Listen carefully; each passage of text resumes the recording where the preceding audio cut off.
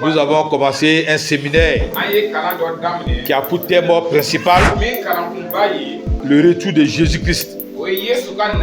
Prépare-toi pour le retour de Jésus-Christ. Alléluia.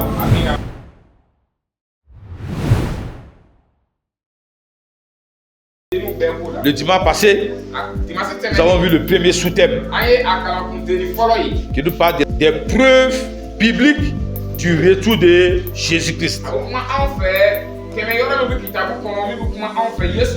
Et on a vu que Jésus-Christ va revenir. Même si certains doutent, même si certains se moquent du retour de Jésus, Jésus va revenir. Et on a vu quelques preuves dans la Bible. La première preuve, c'est que Jésus lui-même l'a dit. Dans le livre de Jean, chapitre 14, verset 1 à 3. Il a dit que votre cœur ne se trouble point. Croyez en Dieu et croyez en moi. Il y a plusieurs demeures dans la maison de mon Père. Si cela n'était pas, je vous l'aurais dit. Je m'en vais vous préparer une place. Quand je m'en serai allé et que je vous aurai préparé une place, je reviendrai et je vous prendrai avec moi, afin que là où je suis, vous y soyez aussi. C'est la première preuve. Jésus lui-même a dit qu'il va revenir. Deuxièmement, nous avons vu que les anges ont aussi dit que Jésus va revenir. Après la résurrection de Jésus, Jésus a convoqué ses disciples et il a échangé avec eux. Et après avoir parlé, il a commencé à monter au ciel. Et les apôtres le regardaient partir. Jusqu'à ce qu'il ait disparu dans les nuées. Et pendant qu'ils avaient les regards fixés au ciel, il y a des anges qui sont apparus et qui les ont dit: hommes galiléens, pourquoi êtes-vous en train de regarder au ciel? C'est Jésus qui s'en va. Il dit: de la même manière que vous le voyez en train de partir au ciel, de cette même manière, il va revenir. Alléluia. Jésus va revenir. Jésus lui-même a dit: je m'en vais vous préparer une place. Et quand je vous aurai préparé une place, je reviendrai. Les anges ont dit: de la même manière que vous le voyez partir, il va revenir. Deuxième preuve.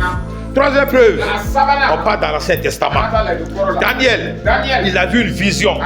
Il dit dans sa vision, il voyait quelqu'un descendre du ciel qui a l'aspect d'un fils de l'homme.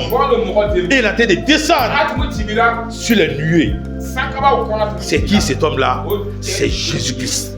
Avant même que Jésus ne vienne pour la première fois dans le monde, Daniel avait déjà vu le second retour de Jésus-Christ. Alléluia. Et tout cela prouve que cet événement est sûr et certain. Aujourd'hui, nous allons voir le deuxième sous-thème.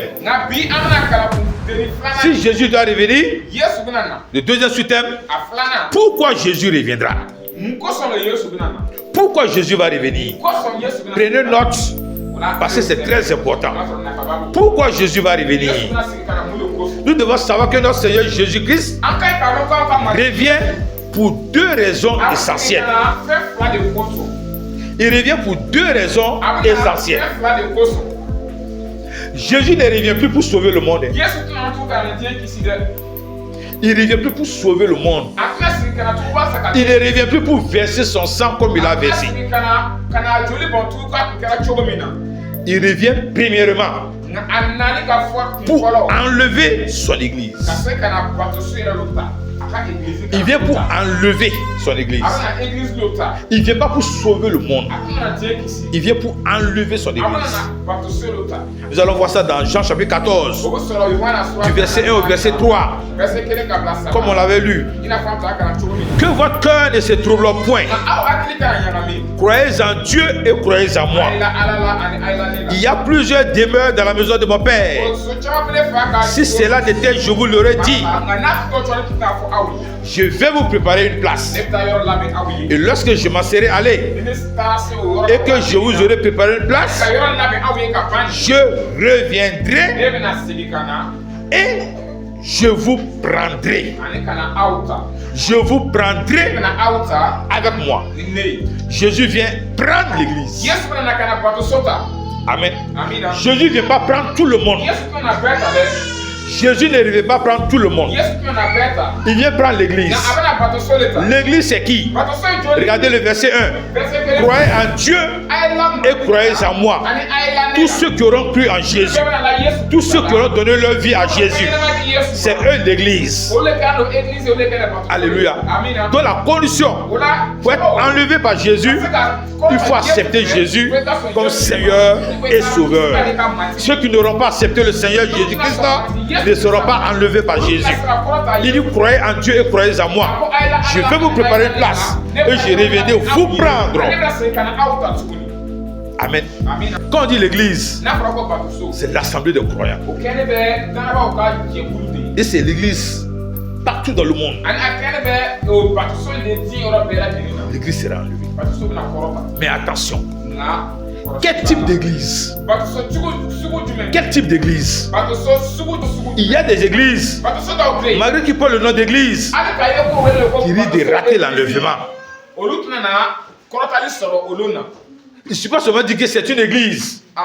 On croit en Jésus, on croit en Dieu. Non, il y a encore à l'intérieur des conditions à remplir. Il y a encore des qualités. Alors dans le livre d'Éphésiens chapitre 5, quel type d'église Jésus vient enlever? Éphésiens chapitre 5, verset 25 au verset 27. Vous allez voir le type d'église que Jésus vient enlever. Verset 25. Marie, aimez vos femmes.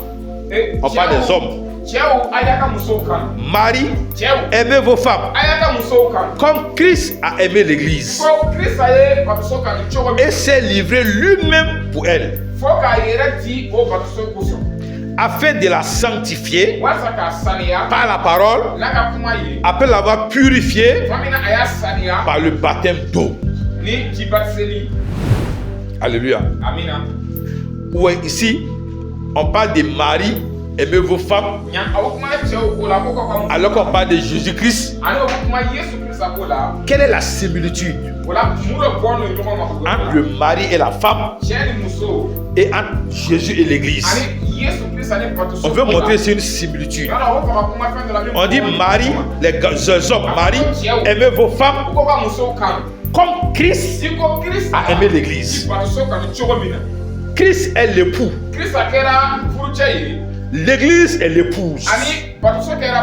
Voici pourquoi on a parlé de Marie et de vos femmes. Et on dit comme Christ a aimé l'église.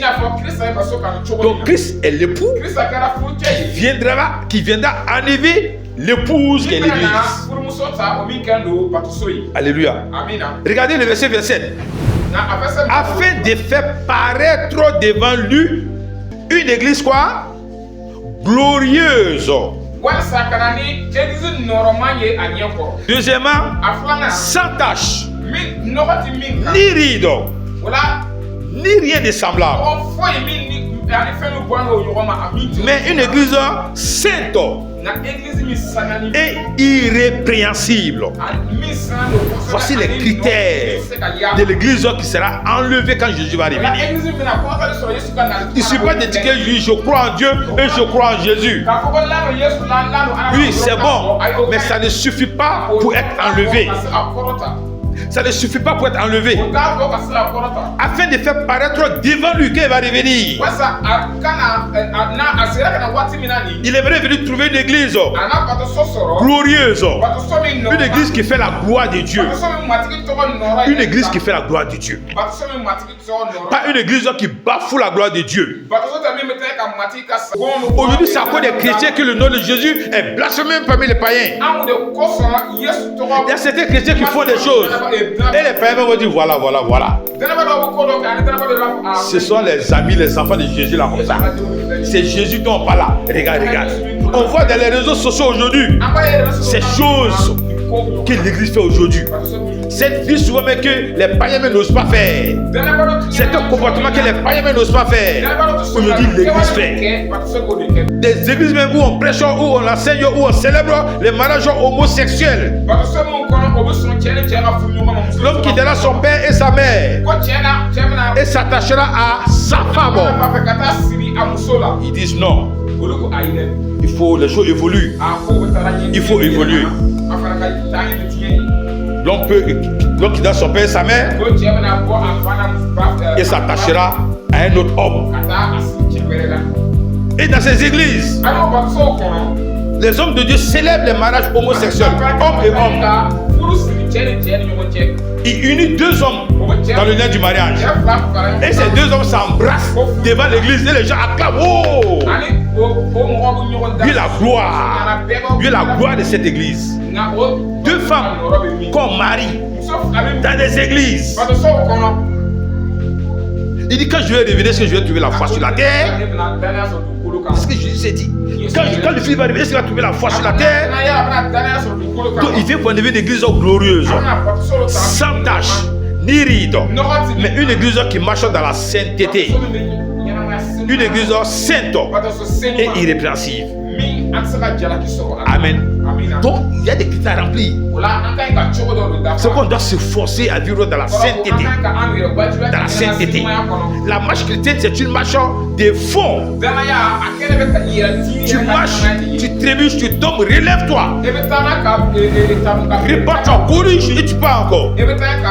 Ainsi de suite. Il dit ne vous conformez pas au siècle présent. Pour faire comme le siècle présent. Jésus a donné à l'église un mode de conduite. Nous allons voir déjà des gens qui seront déjà disqualifiés à l'enlèvement. Oh, dans la Bible. Lorsque l'enlèvement va se produire, ceux qui sont dans ces conditions ne pourront pas être enlevés. C'est pourquoi il faut qu'on règle notre vie. On se prépare. Allons-y voir ceux qui seront disqualifiés pour l'enlèvement. À moins qu'ils ne se répandent. À moins qu'ils ne se répandent avant la venue de Jésus. 1 Corinthiens 6, 9 à 11. 1 Corinthiens 6, 9 à 11. Il est écrit: ne savez-vous pas que les injustes n'hériteront point le royaume de Dieu? Les injustes ne seront pas enlevés. Si tu n'es pas juste, tu es injuste, tu ne seras pas enlevé. Ne savez-vous pas que les injustes n'hériteront point le royaume de Dieu? Ne vous y trompez pas. Ni les impudiques, les idolâtres, ni les adultères, ni les efféminés. Les efféminés, c'est ceux qui prennent l'attitude des femmes. Les hommes qui se font femmes, les efféminés. Ni les efféminés, ni les infâmes, ni les voleurs, ni les cupides, ni les ivrognes. Les gens qui font l'apologie de l'alcool dans l'église, que non, l'alcool n'est pas interdit. L'alcool n'est pas interdit. On dit les ivrognes n'iront pas au ciel. Ni les outrageux, ceux qui insultent, ni les ravisseurs, les voleurs, n'hériteront le royaume de Dieu. Alléluia. Donc voici les choses qui peuvent être des empêchements, des obstacles pour l'enlèvement de l'église. Et regardez le verset 11. L'apôtre dit: et c'est là ce que vous étiez, quelques-uns de vous. Mais gloire à Dieu, vous avez été lavés. Alléluia. On sera lavé au nom de Jésus. Christ va nous laver au nom de Jésus. Si toutes ces choses sont dans nos vies, nous serons lavés avant l'arrivée de Jésus au nom de Jésus. Toutes ces saletés seront enlevées de nos vies. Ces liens, ces chaînes dans ta vie seront brisées au nom de Jésus Christ. Seigneur, lave-moi de ces souillures-là, parce que je dois être prêt pour être enlevé. Il dit: et c'est là ce que vous étiez, quelques-uns de vous. Mais vous avez été lavés. Mais vous avez été sanctifiés. Vous avez été sanctifiés. Christ venait arriver à l'église quoi? Sainte. Vous voyez, regardez le verset 9. Ne savez-vous pas que les injustes n'hériteront point le royaume de Dieu? Et il dit: vous serez justifiés au nom de Jésus. Deuxième passage qui disqualifie Galates 5, 19 à 21. Galates 5, 19 à 21. Vous allez voir encore là-bas ceux qui seront disqualifiés. Verset 19. Or, les œuvres de la chair sont manifestes. Ce sont l'impudicité, l'impureté, la dissolution, l'idolâtrie, la magie, les inimitiés, les querelles, les jalousies, les animosités, les disputes, les divisions, les sectes, l'envie, l'ivrognerie, les excès de table et les choses semblables. Je vous le dis d'avance, comme je l'ai déjà dit, que ceux qui commettent de telles choses n'hériteront pas le royaume de Dieu. Lorsque Christ viendra, trouver quelqu'un dans cette situation, il ne sera pas enlevé. Mais Christ va nous justifier au nom de Jésus. Alléluia. Donc voici la première raison pour laquelle Jésus-Christ va revenir. Il revient pourquoi? Pour enlever l'église. Et quelle église? Une église sainte, irrépréhensible. Que Dieu fait de cette église une église préparée au nom de Jésus. La deuxième raison pour laquelle Christ va revenir, c'est pour juger le monde. Jésus va venir juger le monde. Le jugement du monde, le jugement dernier sera effectué par Jésus-Christ. Amen. Après avoir enlevé l'église, et pendant que les croyants sont au ciel, sur la terre il y aura quoi?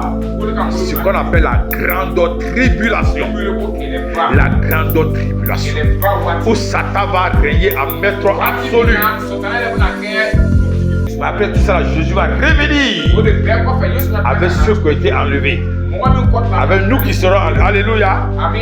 Il va revenir avec nous qui serons enlevés. Pourquoi? Pour le jugement. Pour le jugement. Et nous qui serons enlevés, on est déjà acquittés. Il n'y a plus de condamnation pour ceux qui sont à Jésus-Christ. Mais les autres maintenant vont venir. Ils seront jugés. Romains chapitre 2, le verset 16. C'est ce qui paraîtra au jour où, selon mon évangile, Dieu jugera par Jésus-Christ les actions secrètes des hommes. C'est Jésus qui va juger le monde. Jean 5, 22 nous dit, Jean 5, 22 nous dit, le Père ne juge personne, mais il a remis tout jugement à qui? Au Fils. Vous voyez que c'est Jésus qui va juger. C'est pour cette raison, déjà, on doit faire de Jésus qui notre ami. Il faut faire du juge ton ami. Amen. Ouais, dans les gens du monde là, il lie amitié les juges. Quand vous voyez lui là, c'est un juge là, ils vont prier, lier amitié avec lui. Lier amitié avec lui, parce qu'un jour si il déconne, il va me juger, c'est ça? Et comme un ami là, bon, peut-être il va. Mais pour Jésus, ce n'est pas la corruption. Voilà, on ne peut pas corrompre Jésus. Alléluia. Il faut faire une amitié sincère avec Jésus. Jésus est juge et Jésus est avocat. Un avocat. On parlait de justice quand il y a un inculpé, quelqu'un qui a commis quelque chose, qui doit comparaître devant le juge. C'est le juge qui doit prononcer la sentence. C'est ça? Mais l'inculpé est accompagné de quelqu'un. C'est quelqu'un qui s'appelle comment? L'avocat. C'est son avocat. C'est son défenseur. C'est son défenseur. Il va le défendre. Jésus est avocat et Jésus est juge. Jésus a ces deux fonctions. Mais Jésus n'exerce pas en même temps ces deux fonctions. Pour l'instant, Jésus n'est pas juge. Jésus est avocat. Amen. C'est pourquoi, quand on commet quelque chose, quand on déconne, invoquons-le. Il va plaider pour nous. Alléluia. Pour le moment, il faut le faire. Il est là, il est l'avocat. Il est le défenseur. Fais de Jésus ton ami pendant qu'il est temps. Alléluia. Pendant qu'il est temps, fais de Jésus ton ami. Parce qu'un jour viendra où cette fonction d'avocat là va s'arrêter. Et il va porter son habit de juge. Ça, c'est lorsqu'il va revenir. Il va juger. Amen. Vous voyez, il y a un monsieur, un homme qui était influent dans une ville. Il était vraiment influent. Mais il était injuste. C'était un homme qui était injuste. Il faisait des choses de coloris. Et lorsqu'on le traduisait en justice, il faisait appel à son avocat. Et il avait un avocat puissant. Quel que soit ce qu'il commettait comme faute, l'avocat arrivait à le défendre. Et on la quitte, on le laisse. Il va commettre encore des conneries, des injustices. On le traduit en justice. Il appelle son avocat. Avocat, bon, j'ai encore commis des bêtises. Ici, on parlait de justice, il faut me rejoindre. Et l'avocat vient le défendre. Mais chaque fois que l'avocat le défendait, il lui disait: mon homme, arrête de commettre l'injustice. Je ne serai pas toujours là pour te défendre. Il dit: tu es là pour me défendre, je te paye pour ça. Fais ton travail. Il avait confiance. Commettait l'injustice dans la ville. Et quand le traduisait en justice, il appelait son avocat. Son avocat venait. C'était vraiment un avocat puissant. Et un jour, il a commis une injustice. On l'a appelé à convoquer encore en justice. Comme d'habitude, il a fait appel à son avocat. Oui, on m'a encore convoqué. Il faut venir. Il était là. Il attend son avocat. Certainement, l'avocat est venir. Il dit que c'est rencontre. Le juge est rentré. Donc, on dit, le juge, la cour. Quand le juge rentre, on dit la cour. Les gens se lèvent et le juge rentre avec ses éléments. On dit la cour. Les gens sont levés et le juge est rentré avec ses éléments. Et qu'est-ce que le monsieur voit? Il voit le juge qui doit juger son affaire là. C'était son avocat. C'est son avocat là qui est venu juge aujourd'hui de son affaire. Ah, c'est comment? À gauche, à droite, il n'y a personne. Le juge là va faire quoi? Il va juger avec justice. Et le juge l'a jugé et il l'a condamné. Il a condamné. Foutu en prison. C'est ce que Jésus va faire. Aujourd'hui, Jésus est avocat. Il nous défend. Il nous défend. Quand on vient, lui nous défend. Mais il dit en même temps: ne fais plus. Regardez cette femme qui a été surprise en flagrant délit d'adultère. Les gens l'ont traîné devant Jésus avec leurs cailloux dans le même prêt à la lapider. Ils ont dit: Jésus, cette femme a été surprise en flagrant délit d'adultère. La loi de Moïse dit de la lapider. Mais toi tu dis quoi? Jésus est arrivé au sol. Jésus parle, on est pressé, on veut la lapider. Et Jésus a levé la tête, les a dit que celui qui n'a jamais péché soit le premier à lancer la tête sur la femme. Chacun a fait son caillou. Et chacun a commencé à penser à ses péchés. On dit du plus petit enfant jusqu'au vieillard. Chacun a pris son caillou et puis il est reparti. laissé Jésus seul avec la femme. Jésus a dit à la femme, femme, où sont ceux qui voulaient te lapider? Et ils sont partis. Jésus a dit à la femme, moi non plus, je ne te condamne pas. Jésus a été son quoi? Son avocat, n'est-ce pas? Jésus l'a défendu. Moi non plus, je ne te condamne pas. Mais, va et ne pêche plus. Va et ne pêche plus. Tant qu'on va pécher, Jésus va nous défendre. Jésus va nous défendre. On va venir plaider devant lui. Il va nous pardonner. Mais un jour viendra où ça serait trop tard. Il ne pourra plus jouer cette fonction d'avocat parce qu'il va revenir à sa juge et on sera devant lui. Tu vas dire, oh Jésus, pardonne-moi. Non, je ne pardonne plus. Je suis venu pour juger le monde. Tu ne seras pas parmi ces gens qui seront jugés au nom de Jésus. Tu seras parmi ceux qui seront enlevés au nom de Jésus-Christ. Alléluia. Donc frères et sœurs, pour terminer, on va voir comment va se dérouler le jugement. Matthieu 25. Le verset 31 à 46 nous donne un peu comment va se dérouler le jugement qui sera fait par Jésus. Matthieu 25, verset 31. Le verset 31 nous dit, lorsque le Fils de l'homme viendra dans sa gloire. Jésus est appelé Fils de l'homme. Il viendra, il reviendra dans sa gloire. Pour faire quoi? Pour juger le monde. Lorsque le Fils de l'homme viendra dans sa gloire avec tous les anges. Tous les anges, c'est qui? C'est nous. Alléluia. Nous serons des anges. Vous allez dire, mais comment? Vous êtes dans la Bible, vous vous rappelez? Les gens ont voulu piéger Jésus. Ils ont dit, Jésus, une femme avait un homme, un mari.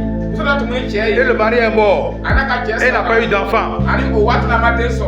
La loi dit qu'elle doit se marier avec un frère pour avoir des enfants.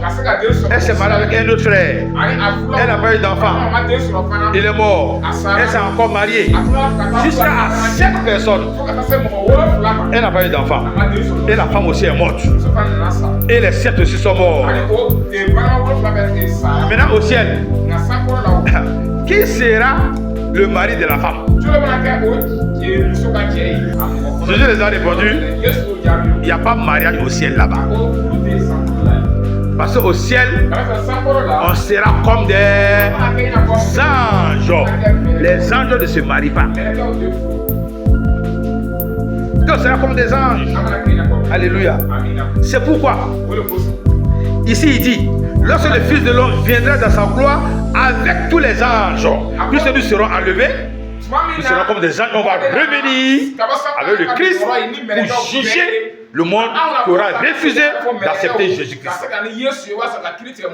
Toutes les nations seront assemblées devant lui, toutes les nations de la terre. C'est pourquoi il a dit, allez par tout le monde, prêchez la bonne nouvelle à toute la création. Toutes les nations seront rassemblées. C'est pourquoi toutes les nations, recevez l'évangile, recevez Christ. Toutes les nations seront assemblées devant lui. Que Dieu nous prépare à ce grand jour au nom de Jésus. Dans le résumé, il vient pour 2 raisons essentielles. Première raison, il vient faire quoi? Enlever son église. Et deuxièmement, il vient pour juger le monde. Mais ça ne se fera pas en même temps. Il va d'abord enlever l'église et le monde va rester dans la grande tribulation. Et lorsqu'il va revenir, c'est pour juger le monde. Alléluia. Et tu as donné ta vie à Jésus. Tu auras accepté Jésus. Tu seras parmi les élus. Et mon frère, ma soeur, tu seras parmi les élus au nom de Jésus.